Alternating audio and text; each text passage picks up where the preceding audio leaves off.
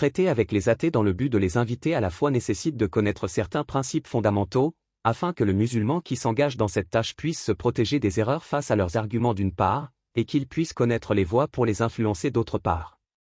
Voici des informations résumées sur l'athéisme, qui pourraient servir de plan et de base pour faire face à ce phénomène, afin que nous puissions inviter les autres avec connaissance, compréhension et sagesse.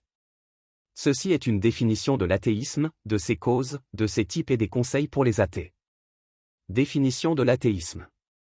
L'athéisme est une doctrine d'un groupe qui nie l'existence de Dieu et ne croit pas en lui. Comme on dit, l'athéisme est l'ami de l'ignorance, il y a des athées qui ne reconnaissent pas de divinité pour cet univers parce qu'ils ne la voient pas, ils ne croient donc en rien d'impalpable. Bien que l'esprit humain sache que nos sens sont incapables de connaître ou de prouver l'existence de tout, c'est pourquoi certains ont dit à juste titre de l'athéisme, qu'il est absence de connaissance, non pas la connaissance. Pour comprendre la question de l'athéisme, voici brièvement les points suivants. L'athée fonde sa croyance sur l'aveuglement, tandis que le musulman fonde sa croyance sur la clairvoyance. Beaucoup d'athées se réfèrent à la loi de causalité, qui signifie qu'il y a une cause derrière chaque action, et les musulmans savent que cette loi est le pilier des preuves de l'existence de Dieu. Les philosophes ont dit que la chose ne peut pas être la cause de soi-même, il doit donc y avoir une cause première, qui est Dieu le créateur de tout cet univers.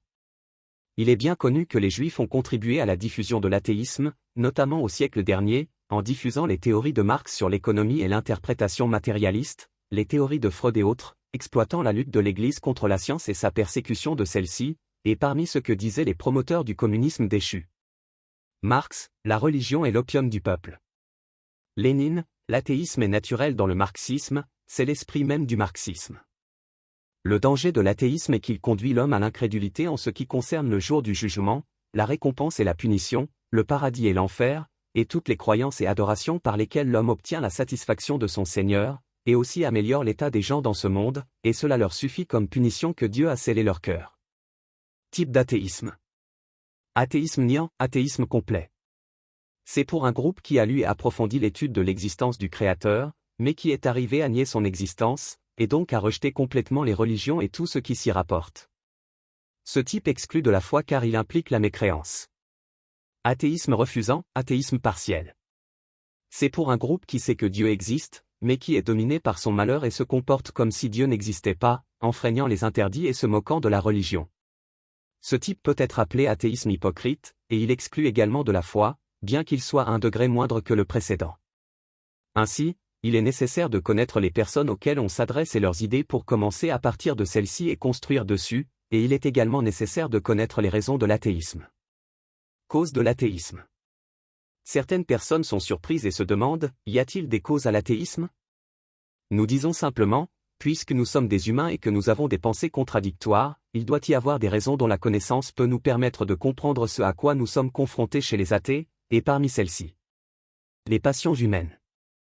L'amour des désirs tels que l'instinct sexuel, l'argent, la vanité, l'arrogance trouvent un écho chez l'athée, car il veut assouvir ses désirs sans restriction, sans compte ni reproche, et il aime accumuler de l'argent comme il le souhaite et le dépenser comme il le souhaite sans être comptable et restreint dans sa vie, et son amour de paraître et de sortir de l'ordinaire parmi ses connaissances, se montrant comme étant le plus compréhensif et le plus audacieux, et beaucoup de passions qui touchent les humains et les amènent ou leur facilitent l'athéisme, et qu'Allah nous en préserve. Le désir limité. Car l'athée, lorsqu'il a peur de l'existence de Dieu, pense à le nier et arrive ensuite à ne pas croire en lui. Conseil pour discuter avec les athées. Celui qui s'engage dans la discussion avec les athées et leur répond doit avoir une intention sincère pour Allah, car c'est par cette intention seule qu'il obtiendra une grande récompense de la part de Dieu, le Très-Haut, le Sage. Il doit avoir une culture et une connaissance de la religion pour pouvoir se protéger au début, puis présenter ensuite aux autres l'argument irréfutable et la preuve concluante de ses paroles et de ses discussions, surtout que l'athée refuse le principe de la foi intérieure en l'existence de Dieu, insistant sur le fait de le connaître par ses sens. Il faut utiliser l'argument rationnel et la preuve logique avec les athées, et nous devons nous méfier des méthodes philosophiques, du renversement des vérités et de la présentation des contradictions. Cela signifie que nous devons commencer la discussion avec l'athée sur la cause de l'existence et son origine, car c'est le sujet fondamental, puis sur les attributs de l'existant, qui est Dieu, puis sur l'islam, et ainsi de suite jusqu'à ce que nous atteignions la compréhension souhaitée. Il faut s'entendre avec l'athée sur les règles du dialogue de manière à ne pas pouvoir les dépasser, et si nous atteignons une impasse, nous devons mentionner la parole de Dieu Tout-Puissant, et qui est plus injuste que celui à qui on rappelle les versets de son Seigneur, puis qui s'en détourne et oublie ce que ses mains ont commis. Nous avons mis des voiles sur leur cœur, de sorte qu'ils ne comprennent pas le Coran, et dans leurs oreilles une lourdeur. Et même si tu les appelles vers la guidée, jamais alors ils ne se guideront. Coran. Nous devons toujours nous rappeler que la foi entre dans le cœur par la raison, puis s'installe dans le cœur comme émotion, et c'est le style du Coran qui s'adressait à la raison et attirait son attention et ses perceptions sur l'univers et la vie, et qu'il ne peut pas prouver l'absence de Dieu ni par la raison ni par la tradition. Nous devons rappeler à l'athée au début que prouver l'existence de Dieu n'est pas comme prouver que l'eau est composée d'hydrogène et d'oxygène, car l'homme, comme on le sait, est limité dans ses capacités, comme disait Aristote, l'homme est un être limité, et il est déficient et faible, ce qui ne lui permet pas de comprendre Dieu Tout-Puissant, et il y a des existants que nous ne voyons pas et que nous ne pouvons pas prouver. Nous devons profiter de ces paroles contradictoires, par exemple, lorsqu'il dit « Où est le Seigneur miséricordieux ?» Cela signifie qu'il reconnaît Dieu mais s'interroge sur son absence. Nous lui présentons des exemples hypothétiques comme ceux qu'il propose, par exemple, nous lui disons « Supposons que le Créateur existe, que se passera-t-il après ta mort ?»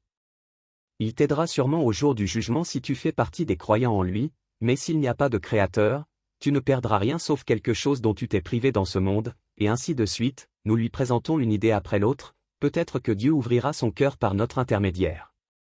Nous devons réfuter la pensée de l'athée avant de construire nos idées, en commençant par enlever sa confiance en ses idées et son athéisme et en prouvant l'existence du Créateur, puis en supprimant les ambiguïtés, tout en présentant la belle image de l'islam. Nous devons nous rappeler que de nombreuses théories sont construites sur un petit nombre d'axiomes, et l'existence de Dieu est une évidence du point de vue philosophique, et l'univers avec son ordre et son harmonie confirme la validité de cet axiome. Et l'univers avec son ordre et son harmonie confirme la validité de cette évidence. Il est important de se rappeler que l'athéisme peut souvent être un masque pour des douleurs ou des blessures personnelles profondes. La personne peut avoir souffert de pertes, de déceptions ou de blessures émotionnelles qui l'ont conduite à rejeter l'idée d'un Dieu aimant. La compassion et l'empathie doivent donc être des éléments centraux dans nos discussions avec les athées. Il est également utile de faire la distinction entre un athée convaincu et quelqu'un qui se dit athée par rébellion ou par ignorance. La méthode d'approche diffère selon les motivations et le niveau de compréhension de l'individu. Pour certains, une explication scientifique ou philosophique sera plus appropriée, tandis que pour d'autres, une approche plus émotionnelle et personnelle sera nécessaire. Nous devons utiliser des exemples concrets et contemporains pour illustrer nos arguments. Par exemple, parler des découvertes scientifiques modernes qui montrent la complexité et l'interconnexion de l'univers peut aider à renforcer l'idée d'un créateur intelligent. Il est crucial de ne pas être sur la défensive ou de s'emporter pendant les discussions. Maintenir un ton calme et respectueux aide à établir un dialogue constructif et montre que nous sommes sûrs de notre foi sans être arrogants. Souvent, il peut être utile d'inviter l'athée à une réflexion personnelle et introspective. Demander à l'athée de considérer des moments de sa vie où il a ressenti une forme de transcendance, une sensation de quelque chose de plus grand que lui-même, peut ouvrir des portes vers une compréhension plus profonde de la spiritualité. Enfin, il est essentiel de prier pour la guidance de ceux avec qui nous discutons. La prière peut non seulement apporter la guidance divine à l'athée, mais elle peut aussi nous donner la patience, la sagesse et la persévérance nécessaires pour continuer ces discussions importantes. En conclusion, inviter les athées à la foi est une tâche qui nécessite de la connaissance, de la patience, de la sagesse et une intention pure pour plaire à Dieu. En comprenant les fondements de l'athéisme, en utilisant des arguments logiques et rationnels, et en adoptant une approche empathique et respectueuse, nous pouvons espérer toucher le cœur et l'esprit de ceux qui doutent de l'existence de Dieu. Que Dieu nous guide tous sur le droit chemin et nous accorde la sagesse de partager notre foi avec sagesse et compassion.